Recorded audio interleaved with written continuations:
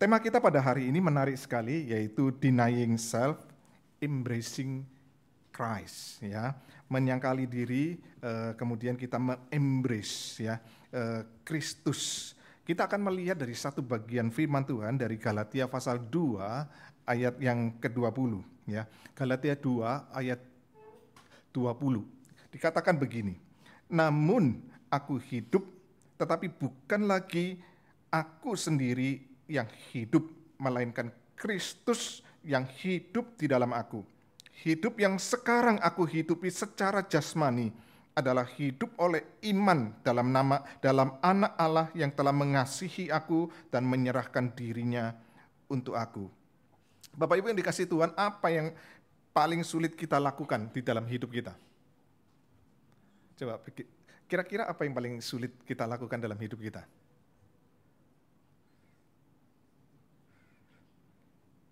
Kasih uang banyak-banyak, pelayanan. Yang paling susah kita lakukan adalah apa? Menyangkal diri. Betul ya? Yang paling susah dan hampir katakan mustahil, yaitu kita menyangkali diri kita. Kenapa? Kita hidup di dalam dunia ini, kita tidak lepas dari egosentris kita tidak lepas dari apa? Nah, kehidupan yang semakin hari semakin apa? Narsis, yang cinta diri. Nggak mudah Bapak Ibu. Apa sih yang dimaksud dengan menyangkal diri? Maka kalau kita melihat di dalam konsep menyangkal diri di dalam Galatia pasal 2 ayat 20 ini, maka kita menemukan dua hal yang penting, yaitu apa? Kristus yang hidup di dalam aku dan hidup oleh apa? Iman. Ada dua, kalau kita perhatikan ayat 20 itu ya. Kristus, ya dikatakan, namun bukan aku hidup, tetapi bukan lagi aku sendiri yang hidup, melainkan apa? Kristus yang hidup di dalam aku. Ya, maksudnya Kristus yang hidup di dalam aku ini bicara tentang apa sih? Ini bicara tentang siapa yang bertahta di dalam hidup kita.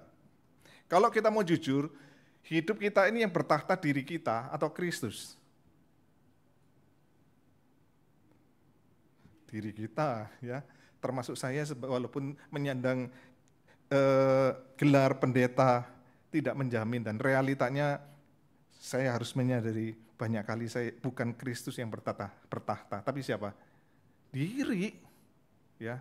Dan paling pinter itu saya mengakui hamba Tuhan itu paling pinter menutup diri, menampilkan sesuatu yang baik, ya. Mungkin kita juga bisa begitu kan? Ada banyak sekali topeng-topeng yang kita bisa pakai di dalam kehidupan kita. Inilah sebuah realita bahwa ternyata bicara kalau Kristus yang bertahta, bahkan di dalam pelayanan pun kita harus mengakui kok, betul nggak sih kita Kristus, karena Kristus kita melayani. Wah, kita kan sering kali gembar-gemborkan untuk kemuliaan Tuhan, kemuliaan Tuhan. Betul nggak untuk kemuliaan Tuhan atau kemuliaan diri? Kita harus mengakui ternyata banyak untuk kemuliaan diri, ya. Nanti kita akan lihat lebih dalam. Yang kedua adalah hidup oleh iman. Itu yang berbicara tentang penyangkalan diri adalah hidup oleh iman. Hidup oleh iman, yang dimaksud iman di sini adalah apa? Fidusia. Fidusia, keiman itu seringkali kemudian faith. Seringkali kalau kita ngomong faith, tapi saya lebih senang dengan trust. Apa yang dimaksud dengan trust? Bapak Ibu, trust itu begini. Bapak Ibu tadi waktu jalan, masuk, duduk, pernah tanya enggak? Ini kursi kuat enggak menahan berat badan saya? Ada bautnya yang copot enggak? Tanya enggak? Enggak ada. Kita langsung apa? Seluruh berat badan kita apa? Jatuhkan. Blek. Artinya itulah tanda kutip trust. Kita mempercayakan seluruh diri kita kepada kursi itu. Kalau iman kita kepada anak Allah apa? Kita percayakan seluruh hidup kita kepada Kristus. Mempercayakan diri tidak gampang.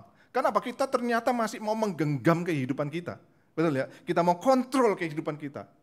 Kita mau, Tuhan aku aja yang atur, jangan engkau yang atur. Ada banyak kali kemudian saya harus mengalami Tuhan, kemudian Tuhan izinkan saya berproses di situ.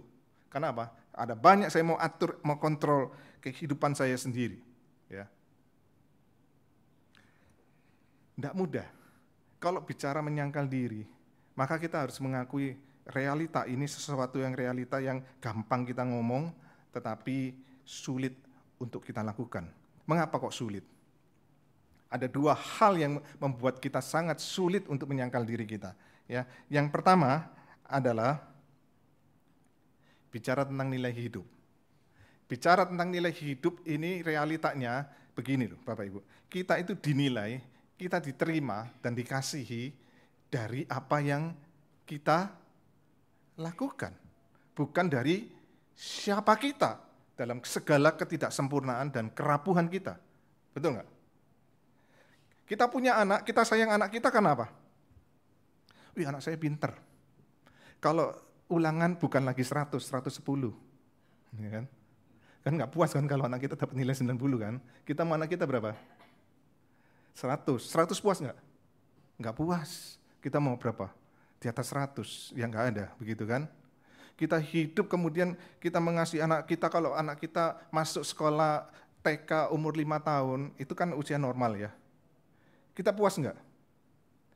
Kita rasanya nggak bangga kalau anak kita masuk umur 5 tahun, betul nggak? Kita bangga kalau anak kita masuknya TK umur berapa? Dulu 4 tahun. Sekarang turun lagi jadi berapa? 3,5. Nanti turun lagi, masuk TK berapa? 2,5. Lama-lama baru lahir langsung sudah masuk TK. Ya? Kan kita bangga jadi orang tua, lihat anak kita, wah pinter, hebat, anak saya bisa sekolah kecil-kecil. Kemudian kita mengasihi anak kita yang, karena apa? Apa yang dia lakukan. Kita bangga. Tapi kalau anak kita anggap nakal, kita gampang mengasihi anak kita enggak? Sulit. Kita lebih mencintai prestasi-prestasinya daripada dirinya. Ini loh realita. Kenapa? Kita itu dinilai dari apa yang kita lakukan. Ini realita dunia. Dan dunia seperti ini adalah dunia yang kejam. Bahkan di dalam pelayanan pun, Bapak Ibu yang jadi pengurus, kan ini belum jadi majelis. Kalau nanti masa selesai pengurus, apa yang terjadi dalam diri Bapak Ibu? Setelah masa kepengurusan selesai, nggak menjabat lagi, apa yang terjadi? Bersorak-sorai kan? Waduh bebas begitu kan? Ada yang jadi majelis itu bebas begitu ya. Tadinya mukanya penuh kerutan, beban berat, begitulah. Begitu selesai jabatan semua jadi awet muda lagi, kenceng semua kulitnya. Ya, kenapa? Karena di gereja pun jadi tempat yang kejam. Kenapa? Karena kita dinilai apa yang kita lakukan. Makanya dalam pelayanan selalu ukurannya apa kita terjebaknya? ABC. Apa ABC? Attendance. Kalau jumlah yang datang banyak, wow sukses. Ya. Kemudian apa? Building. Wow kalau saya bisa bangun gedung-gedung, sukses itu pelayanannya. Kemudian apa lagi? C. Cash money, cash flow. Kalau depositonya tambah banyak. Wah itu sukses keuangan gitu ya. Kita merasa minder, kemudian kita merasa gagal kalau apa? Kok jumlah yang datang nggak nambah-nambah. Kita merasa gagal kalau kita kok gedungnya kok jelek. Kita merasa gagal kalau apa? Kok uangnya nggak cukup. Dan itu penilaian terus. Makanya setiap rapat apa yang dinilai? Persembahan berapa? Betul ya? Berapa yang datang? Dan kalau itu tidak mencapai, ini males. Kerjanya males, majelis males, hamba Tuhan males, gitu kan? Nanti kalau jemaat kurang diperhatikan apa yang terjadi? Kok nggak ada kasih? Selalu kemudian penghakiman itu terjadi. Ya, ini realita di dalam kita dinilai bukan siapa kita diterima apa adanya. Ya, makanya kemudian justru di dalam gereja lah tempat yang paling mengerikan. Karena terlalu banyak gosip, terlalu banyak penghakiman. Nanti sebentar lagi kita Paskah, Jumat Agung Paskah. Kalau tahun ini panitianya acaranya bagus, panitia tahun depan stres. Kenapa? Dia harus minimal sama bagusnya atau lebih bagus lagi. Ya. Nanti tahun berikutnya lagi lebih stres lagi dia. Kalau tahun depan lebih bagus, mati dia. Kalau tahun depan lebih jelek, selamat gitu kan.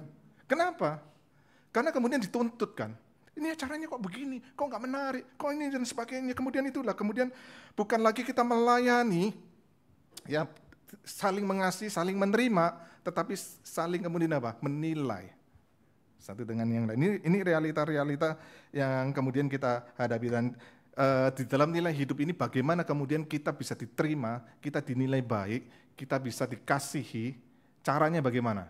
Maka ada dua ekstrim, ada dua ekstrim yang kemudian manusia lakukan. Yang pertama adalah untuk supaya diterima, bagaimana saya dilihat orang baik, maka saya akan lakukan ketaatan saya, kemudian di dalam pelayanan kalau perlu saya setiap hari datang ke gereja supaya dilihat orang baik. Kemudian kita menciptakan aturan-aturan, maka di dalam gereja itu mirip kehidupan orang Farisi yang banyak sekali aturannya.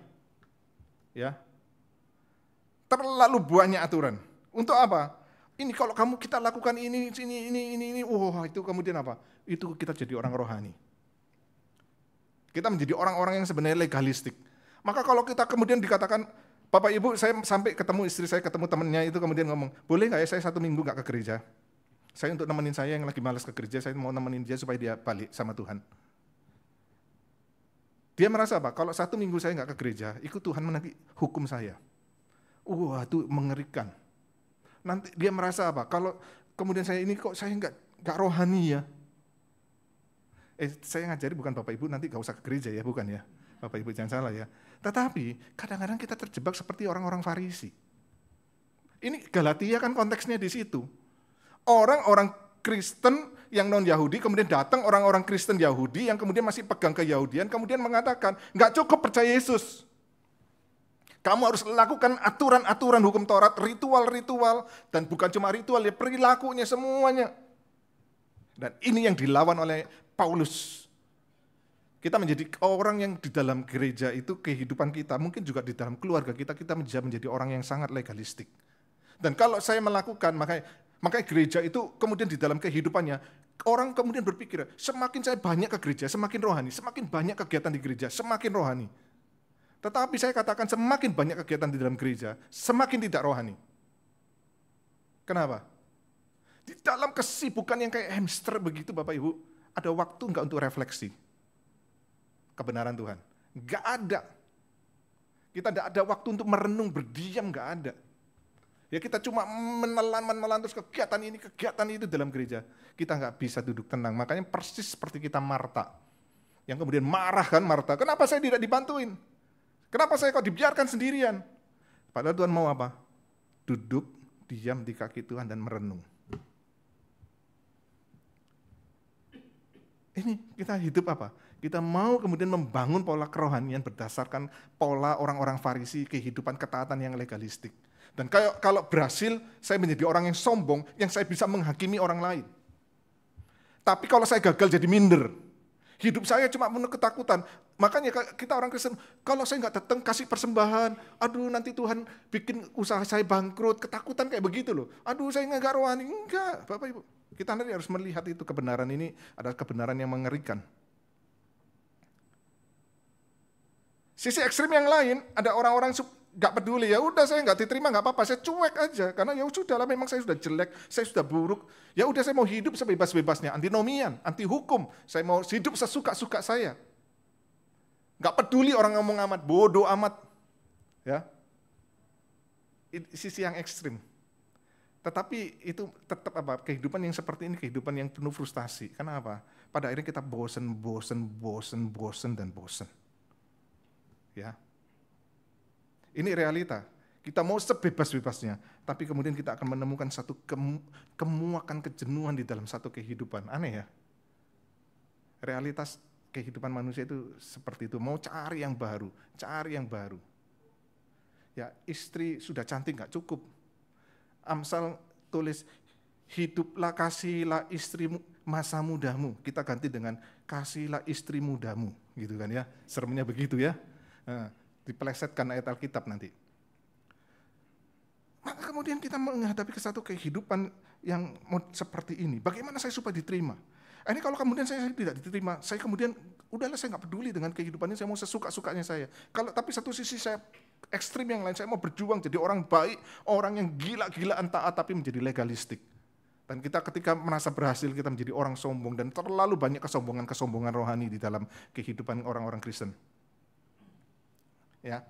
Nah, bagaimana kemudian kalau seperti itu akhirnya tetap apa? Diri saya, bukan Kristus. Betul nggak? Yang bertata, bukan.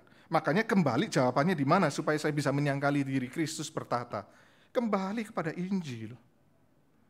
Kita harus bangun nilai hidup kita berdasarkan Injil. Nilai Injil itu bagaimana, Bapak Ibu? Bukan karena kita takut ditolak Allah, karena Allah itu tidak pernah tolak kita. Ya, kita hidup itu bukan ketakutan ditolak, karena Allah tidak pernah tolak. Buktinya apa? Poin yang kedua, Yesus Kristus mati di salib ketika kita masih membenci Allah. Loh, ketika dulu sebelum saya bertobat, saya benci Tuhan, Kristus itu sudah mau mati buat saya loh. Apalagi sekarang yang saya sudah percaya bertobat, mana mungkin Kristus membenci saya?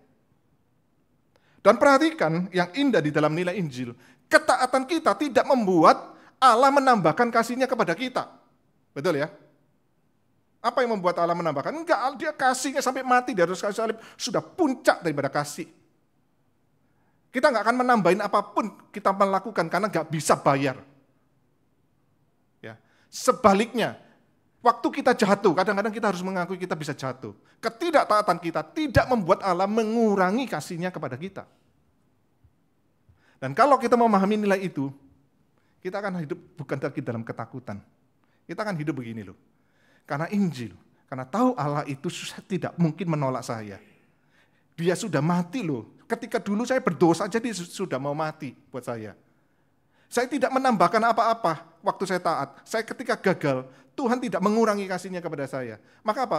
Inilah kemudian saya menyadari dalam Injil itu, kalaupun saya lakukan ketaatan itu bukan lagi supaya saya diterima Allah, tetapi sebagai ucapan syukur. Di dalam segala kerendahan hati, saya melakukan itu. Karena apa? Saya tidak layak, tetapi kemudian Tuhan yang melayakkan. Saya tidak punya apa-apa, tapi Tuhan yang memberikan dengan limpahnya. Sebaliknya, ketika saya gagal, ya kita bisa gagal kan dalam hidup ini, kita tidak hancur. Kita bangkit kembali, karena apa? Waktu engkau jatuh, Tuhan tetap mengasihi. Ya, itu beautiful sekali tentang nilai Injil itu. Kalau Bapak Ibu mengerti ini, engkau hidup ya, hidup dengan sukacita. Ya. Kita hidup bukan lagi di dalam ketakutan demi ketakutan. Nanti Tuhan tolak saya, nanti Tuhan hukum, nanti Tuhan ajar. Enggak. Segala kutuk itu sudah ditanggung oleh Kristus di atas kayu salib. Baca di dalam Galatia itu. Ya. Kristus itu yang menanggung kutuk kita sehingga kita tidak dikutuk lagi. Nanti anak kita kalau ada yang sakit atau kita jatuh, bangkrut, kemudian kita ngomong, ini gara-gara ada orang ngomong itu kutuk keturunan. Tidak ada kutuk keturunan. Di dalam Kristus tidak ada. Itu semua kutukan sudah ditanggung oleh Kristus di atas kayu salib. Maka engkau diterima oleh Tuhan. Tapi waktu engkau menyadari engkau diterima oleh Tuhan, engkau bukan lagi hidup di dalam ketakutan. Maka engkau mau dan melihat anugerah Tuhan begitu besar. Engkau mau dan rindu bukan? Untuk kemudian Tuhan aku mau taat, tapi itu bukan lagi supaya saya diterima. Tapi sebagai ucapan syukur saya. Di dalam kegagalan saya tetap mau bangkit. Itu indah sekali. Ya. Hal yang kedua Bapak Ibu, yang menghalangi kita untuk menyangkal diri adalah apa? Berhala. Berhala. Perhatikan Bapak Ibu, Galatia pasal 4 ayat 8-9. Dahulu ketika kamu tidak mengenal Allah, kamu apa? Menghamba pada ilah-ilah. Ini orang Kristen non-Yahudi, orang Yunani, orang Romawi yang bertobat, ya. Mereka menyembah patung-patung. Engkau dahulu menghamba kepada ilah-ilah yang pada hakikatnya bukan Allah. Ini orang-orang Kristen, tapi sekarang ini karena datang orang Yahudi, kemudian memaksa untuk melakukan hukum Taurat. Namun sekarang sesudah kamu mengenal Allah, atau lebih tepat lagi, sesudah kamu dikenal Allah. Bukan kita yang mengenal Allah, kita yang dikenal oleh Allah. Mengapa sekarang kamu berbalik lagi kepada apa? Roh-roh dunia. Maksudnya roh-roh dunia ini apa? Bicara bukan lagi patung-patung, tetapi justru ajaran orang Yahudi itu yang memaksakan keselamatan itu iman tidak cukup. Ya, Kita diselamatkan nggak cukup dengan iman, kita harus melakukan aturan-aturan hukum Taurat. Baru kita selamat. Oh, Paulus ngomong, itu roh-roh dunia yang lemah dan miskin yang mau menghambakan lagi kepada. Apakah kamu mau mulai menghambakan lagi kepadanya? Ini bicara tentang berhala apa? Hukum Taurat. Yang kelihatan hukum Taurat baik nggak? Baik, tetapi emang baik belum tentu itu kemudian itu betul-betul baik. Kadang-kadang itu bisa menjadi satu berhala. Pelayanan bisa menjadi berhala nggak? Bisa. Karena pelayanan lebih penting daripada Kristus. Hal yang baik pun, ya, itu pun bisa menjadi berhala. Keluarga baik nggak? Baik. Tapi bisa nggak keluarga menjadi berhala? Bisa. Ya. Bapak Ibu, ada banyak hal dalam hidup kita ini kemudian yang menghambat untuk Kristus itu bertahta dalam hidup kita adalah apa? Berhala. John Calvin pernah ngomong begini, hati manusia adalah pabrik berhala. Setiap kita dari rahim ibu kita, ahli di dalam menciptakan apa? Berhala-berhala. Kita itu pinter sekali membuat berhala. Dan nanti Tim Keller itu menjelaskan sebenarnya di dalam hati manusia itu ada 4 berhala utama, yaitu berhala kekuasaan, berhala penerimaan, berhala kenyamanan, berhala kontrol. Mungkin kita pikir selama ini uang, harta, tahta, wanita, atau bukan buang wanita ya sekarang, seks ya, itu kemudian itulah yang kemudian yang disembah manusia. Tapi itu cuma puncak gunung es. Di balik itu sebenarnya ada 4 berhala utama, yaitu berhala kekuasaan, berhala penerimaan, berhala kenyamanan, dan berhala kontrol. Dan nanti di dalam keempat berhala itu semuanya harta, tahta, dan seks itu bisa dipakai untuk memenuhi 4 berhala ini, ya, 4 berhala utama. Saya gambarkan begini, apakah bisa kebaca atau Bapak Ibu perlu kaca pembesar ini, sorry ya. Wah, ini ternyata nggak cukup besar ya. Ini bicara tentang berhala kuasa, power. Itu apa sih? Itu bicara tentang bagaimana saya ingin sukses, saya ingin menang, saya apa? Bagaimana punya pengaruh. Itu berhala kekuasaan, ya. Nah, berhala kekuasaan ini apa? Bagaimana kita mendapatkan berhala ini? Apa yang kita korbankan? Biasanya yang dikorbankan adalah hubungan, relasi. Maka banyak misalnya contoh dalam keluarga begitu ya.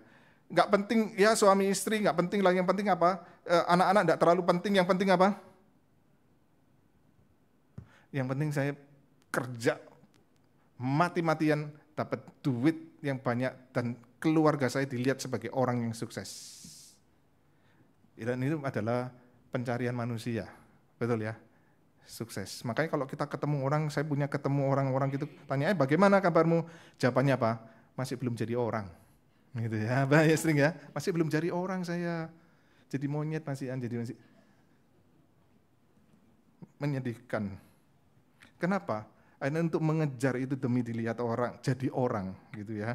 Kita mengorbankan relasi. Kita rela menanggung semua beban-beban capek dan macam-macam itu ya, kita tanggung beban, kita mati-matian berjuang. Dan yang menjadi ketakutan orang yang punya berhala kuasa ini adalah apa? Takut dihina, takut tidak dihormati, kegagalan. Makanya orang-orang yang punya berhala kekuasaan ini gengsinya sangat tinggi. Ketemu kan orang yang gampang, gengsinya itu sangat tinggi begitu kan. Kesentuh dikit itu langsung, gak terimaan. Ini berhala kekuasaan Bapak Ibu. Ya. Dan celakanya bagaimana kita yang punya berhala kekuasaan itu menyakiti orang, yaitu orang lain merasa diperalat. Orang lain merasa tidak penting. Betul loh. Orang yang saya menemukan ya, ada orang-orang yang sampai suami istri yang kerja gila-gilaan demi untuk kemudian supaya dilihat orang sukses. Akhirnya nggak penting apa? Relasi suami istri nggak penting kan? Relasi dengan anak-anak nggak penting. Bahkan pendeta pun juga bisa begitu. Makanya anak-anak hamba Tuhan, pendeta, anak-anak majelis itu nakal-nakal katanya. Ya gimana nggak nakal kalau nggak ada perhatian? Tapi demi apa? Banyak kepahitan, makanya sampai saat itu pernah bikin satu retreat untuk anak-anak hamba Tuhan. Kenapa? Terlalu banyak kepahitan. Saya pernah ketemu itu hamba Tuhan yang dia cerita, itu papanya kalau hari Minggu, anak-anaknya semua dikunci, digembok dari luar rumahnya, nggak bisa keluar kenapa Pak? Supaya nggak ganggu pelayanan bapaknya. Sampai jemaatnya datang ngantari makan, nggak bisa masuk, dimasukkan ke dalam lubang dan sebagainya. Udah kepahitan banyak.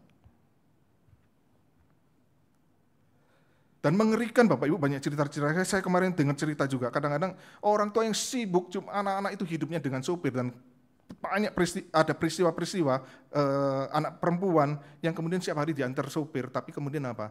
Diperkosa sama supirnya. Dan bapak mamanya nggak tahu. Gila nggak?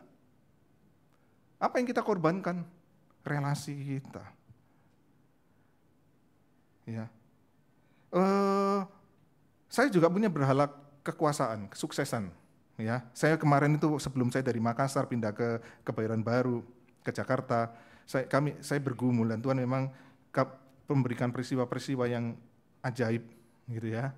Yang kemudian semua marah sekali sama saya. Satu perkataan yang membuat saya terhentak begini. Kamu itu menganggap saya useful atau beautiful? Dan saya harus mengakui, ternyata selama ini saya memperlakukan dia useful. Dia datang untuk nemenin saya terus untuk apa? Supaya nanti orang lihat pelayanan saya, oh iya musuhnya bagus, semua yang kemudian selalu nemenin. Ya. Kalau kemudian istri saya waktu itu memang nggak pelayanan sama sekali, tidak pelayanan full time, dia punya sekolah homeschooling. Kemudian jemaat tetap menuntut, majelis tetap menuntut. Ya. Kenapa semua tidak datang semua kebaktian? Gila. Gitu kan. Padahal dia pelayanannya walaupun tidak sebagai hamba Tuhan di dalam struktur, tetapi dia banyak bantu, tapi tidak cukup. Dan saya merasa terganggu. Kemudian saya nuntut, datanglah semua kebaktian. Nanti nggak enak dia ngomong jemaat. Saya bukan nggak enak supaya apa? Supaya jemaat nggak ngomong ke saya lagi. Nanti ya tuh, akhirnya untuk siapa? Untuk saya. Sampai dia satu saat marah. Saya ini useful atau beautiful? Wah, itu Tuhan menempelak sekali. Ya, jujur ya, kadang-kadang kita menganggap anak-anak kita. Nanti saya dengan anak-anak kita juga gitu kan. Bukan anak pendeta, tapi harus hidup kayak pendeta. Gila kan? Itu bukan pendeta. Terus kalau ini dikit, waduh, pakai rok pendek dikit, dia jadi omongan begitu kan? Nah, berapa kali saya ngomong, ingat ya, yang jadi pendeta bukan anak saya yang jadi pendeta. Kan banyak tekanan, gak usah di ngomong aja udah tekanannya begitu besar. Orang kenal apa? Oh, kamu anaknya bapakmu pendeta ya, bapakmu pendeta. Oh, itu tekanan tersendiri, udah gak usah di ngomongin, dia tertekan sendiri. Ya. Tapi kadang-kadang kita itu dengan saya berhala kekuasaan itu gak sadar bisa menuntut. Kita berhala suksesan itu bisa mengorbankan orang lain. Mungkin ada banyak hal yang saya ngomong gitu ya.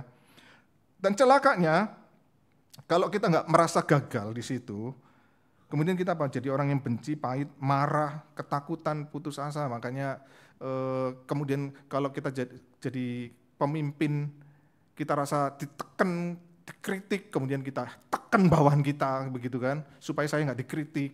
Akhirnya hubungan kita relasi dengan orang cuma apa? Bukan begini loh, kan kita kalau ngomongin kekhawatiran, kan Tuhan ngomong kekhawatiran, jangan khawatir apa yang kamu makan, apa yang kamu minum, apa yang kamu pakai. Tapi persoalan kekhawatiran zaman ini bukan apa yang kita akan besok saya bisa makan atau apakah besok saya bisa pakai pakaian. Bukan, kekhawatiran kita adalah apa? Siapa yang saya pakai, siapa yang saya makan.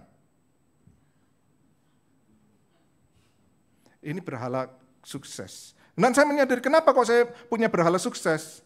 Karena saya dari kecil dikenal anak yang baik. Sampai gede anak yang baik, anak yang pinter. Ini tuntutan tadi ya, nomor 1 itu. Dilihat dari apa yang saya lakukan, kemudian orang puji-puji. Wah, itu menjadi beban yang begitu berat, dan sampai melayani pun itu menjadi sebuah berhala. Bayangkan loh Bapak Ibu, melayani tapi kemudian bukan menempatkan Kristus sebagai Tuhan. Diri saya yang sebagai Tuhan.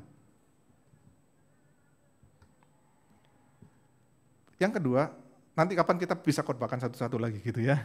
Bisa berseri, tapi saya agak percepat. Yang kedua adalah berhala penerimaan, approval yang tadi gitu ya. Itu tentang cinta kasih, hubungan bisa diterima, dikasihi, ya. Nah, orang-orang yang punya berhala penerimaan ini sangat bergantung pada orang lain. Dia rela kemudian mengorbankan prinsip-prinsip dalam hidup ini untuk apa? Supaya diterima. Makanya orang yang punya berhala penerimaan itu sulit berkata tidak. Ya. Karena dia merasa apa? Kalau saya ngomong enggak, saya nanti jangan-jangan ditolak. Ya, saya tidak dikasihi. Ya. Ketakutan dari orang yang punya berhala penerimaan adalah apa? Penolakan. Tidak merasa dirinya signifikan, berarti. Dan bagaimana kemudian dia menyakiti orang lain adalah apa? Dia akan sangat bergantung dan terus kalau dalam hubungan itu menjadi posesif. Ya, terus keinginannya diterima dan kemudian sangat bergantung kepada orang lain dan membuat orang lain jadi sesak nafas. Kenapa? Digantungin terus. Ya. Nah, ini akhirnya apa? Orang yang punya berhala penerimaan ini kalau gagal dia menjadi orang yang pengecut dalam relasinya, dia takut konflik, takut apa ya? Bukan berarti harus kita berantem-beranteman begitu ya, tetapi takut.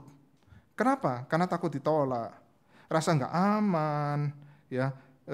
Jangan-jangan nanti orang nggak seneng sama saya. Wih, itu mengerikan, ya. Nanti kalau begitu tidak ditolak, kemudian rasa apa? Marah. Ya, putus asa, ketakutan, unik ya hidup dalam seperti ini, berhala seperti ini membuat hidup kita berantakan semua, ya. Nah, orang yang punya berhala penerimaan itu apa ya itu namanya itu yang kalau dalam psikologi itu apa? Kodependensi ya. Itu berhala penerimaan. Bapak Ibu boleh baca nanti apa itu kodependensi.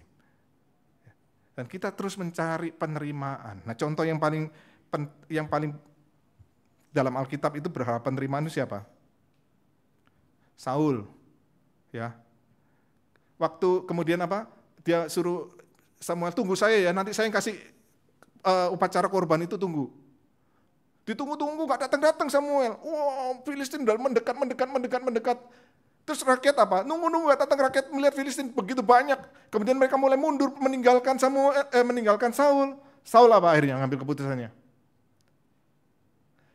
Dia supaya rakyat tidak pergi meninggalkan dia potong sendiri itu kurban bikin. Baru Samuel datang.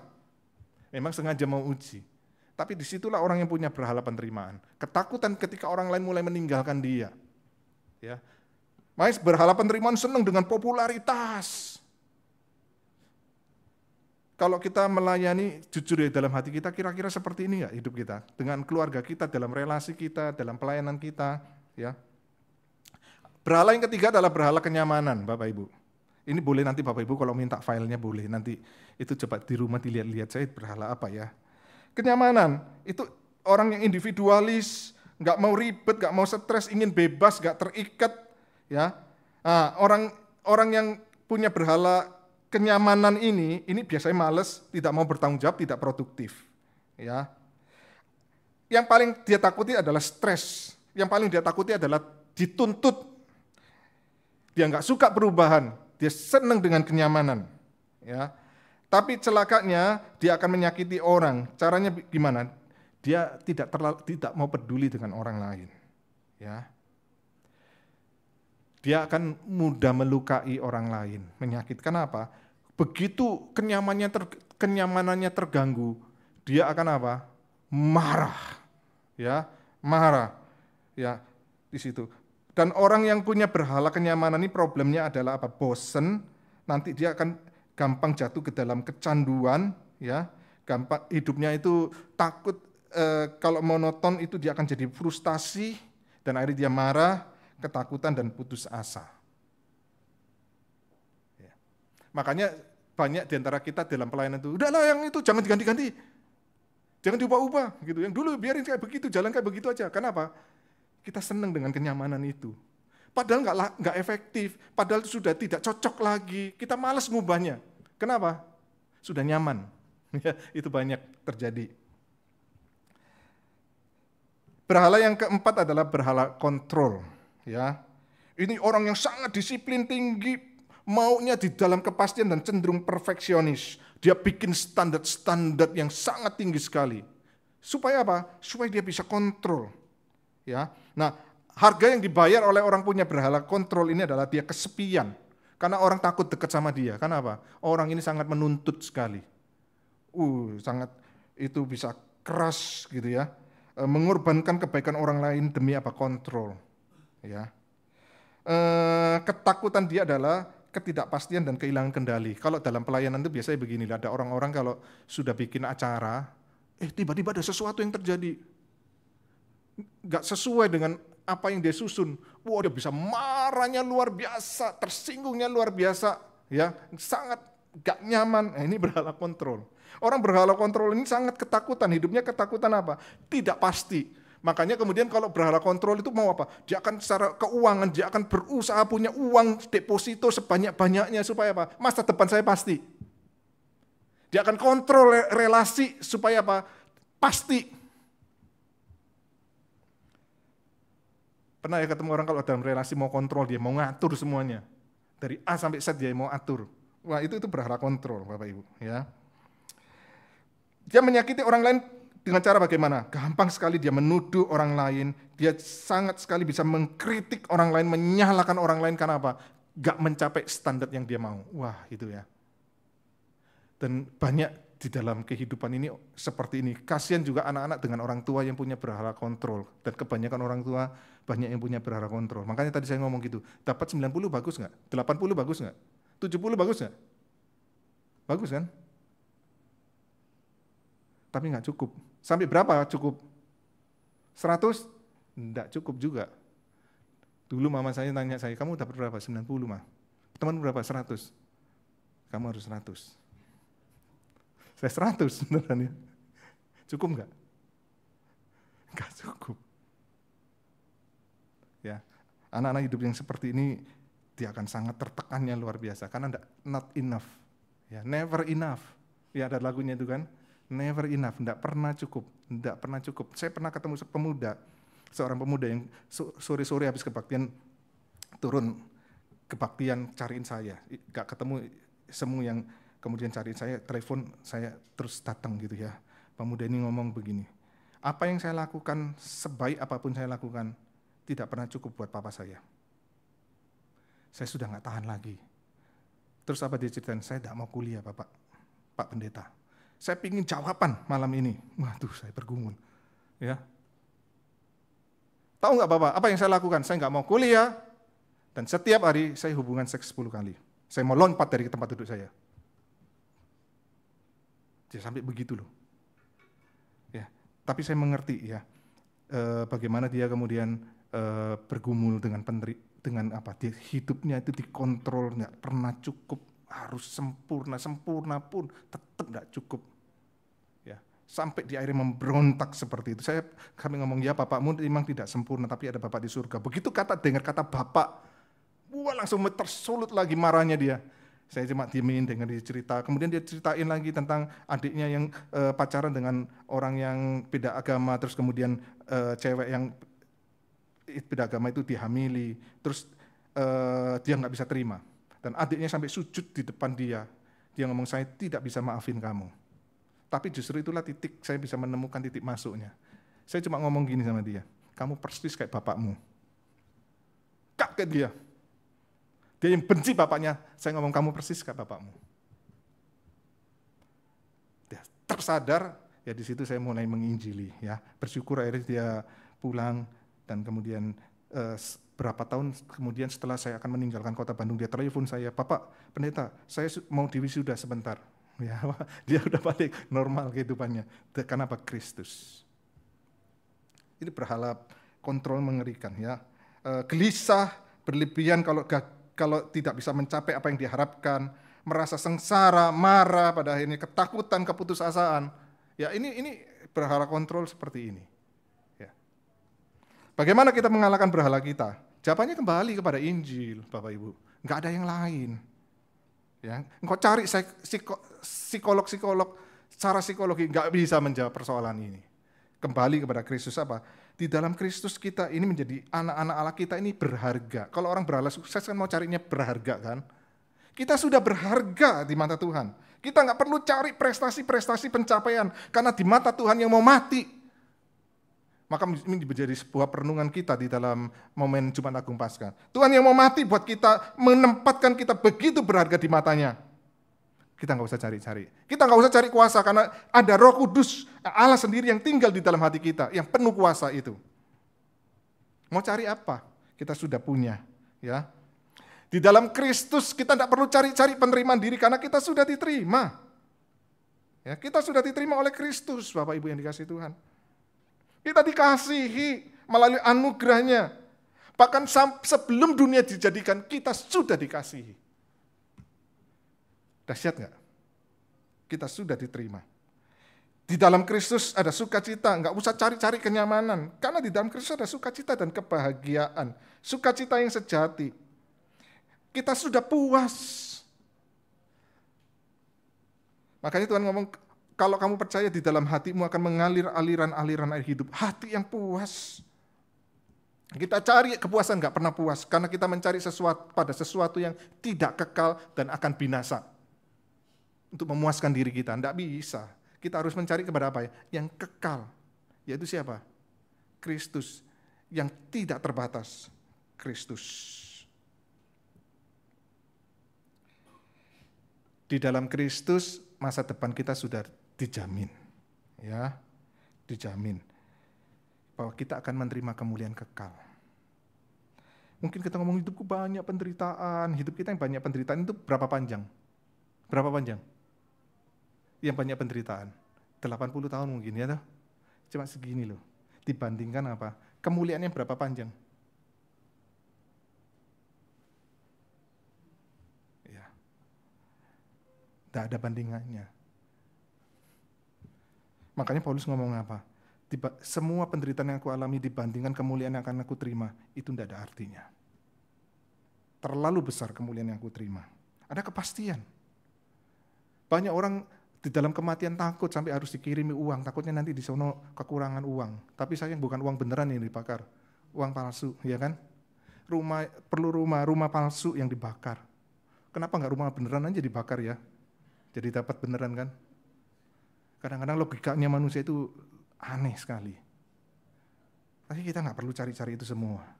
Karena ada kemuliaan yang Tuhan sudah berikan. Jaminan bahwa hidup kita di dalam Kristus itu, penderitaan di dalam dunia ini satu saat akan berhenti. Apa yang tidak berhenti? Kemuliaan, sukacita bersama Kristus. Bapak Ibu, kalau kita bisa melihat itu, kembali kita akan kepada ini. Namun aku hidup, tetapi bukan lagi aku sendiri yang hidup, melainkan Kristus yang hidup di dalam aku. Hidup yang sekarang aku hidupi secara jasmani adalah hidup oleh iman dalam Anak Allah yang telah mengasihi aku dan menyerahkan dirinya untuk aku. Ya, biarlah ini menjadi satu ayat hafalan untuk kita, ya, menjadi ingatan.